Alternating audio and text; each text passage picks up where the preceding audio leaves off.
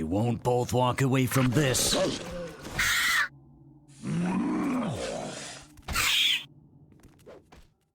It's the season of Fright and Chills, and what better way to kick off this month than a look at a horror module over at the Neverwinter Nights Vault. While I'm aware of some of the really good modules out there in this style, I was looking for something a little more traditional and stumbled across this module called Dracula's Killer. Now, just to let you guys know, Dracula and Frankenstein are like my all-time favorite iconic monster villains, and also there's this really great horror movie that I absolutely adore that came out in the 90s called Bram Stoker's Dracula. Cast is top-notch. You've got like Gary Oldman, Keanu Reeves, if you can believe it, Anthony Hopkins, and Winona Ryder. If you've not checked this out, I really suggest that you actually look at this because this is a great retelling of that classic story. Now, Dracula Killer is actually a pretty linear module. Expected playtime could be several hours. The author says 15, but I blistered through this in under 6 on D&D hardcore settings. Your time's going to vary. You begin with a pre-generated character, and there are 3 to choose from, all starting as a multi-class of level 3. I went with the one titled Undead Hunter, and to be quite honest, the builds kind of don't make a lot of sense to me. But the drops in the games provide some of the uses for these builds, so there is that. The Undead Hunter has this whip as a starting weapon, and I'm like, okay, I can get down with that, and Indiana Jones Vampire Slayer. The combat is heavy, the puzzles are non-existent, traps heavy, and roleplay, it just frankly doesn't exist. With all that being said, remember to like and subscribe for more content. We're going to go ahead and check this out. Let's dive in.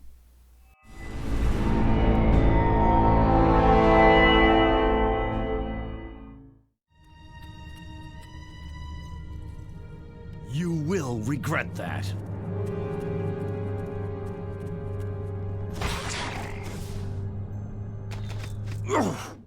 So right off the bat, I have to say that this is pretty straightforward. There is a lot in this module that just doesn't make a lot of sense, as the storyline is super bare bones. It's almost non-existent, but there is some interesting uses inside that make this feel like Diablo-esque adventure. There are tokens that will drop off mobs that you can sell for money. Actually, the money drops are crazy. The XP goes at a super fast clip, as all the mobs also have increased XP as well. And there is a ton of custom item drops that are highly unique to this setting.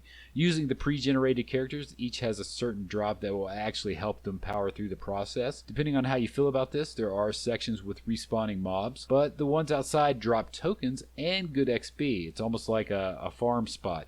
You can exit and re-trigger them over and over to level and get gold. It's something that you could do if you really needed to. I just didn't see a use for this. What stands out the most to me is this is Baby's first introduction to Neverwinter Nights in D&D character building and rules. It's not very overcomplicated, and the pathways are simple to understand.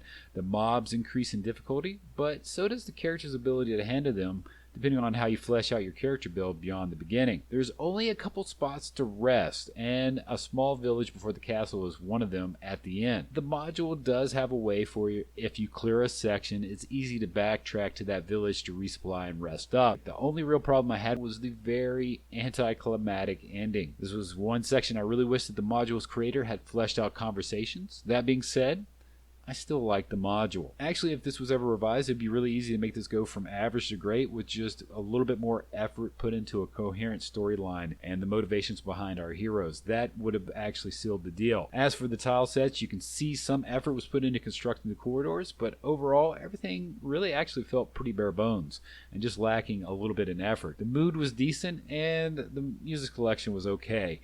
I particularly like the opening section to entering the castle's courtyard, so here's a shortcut of that.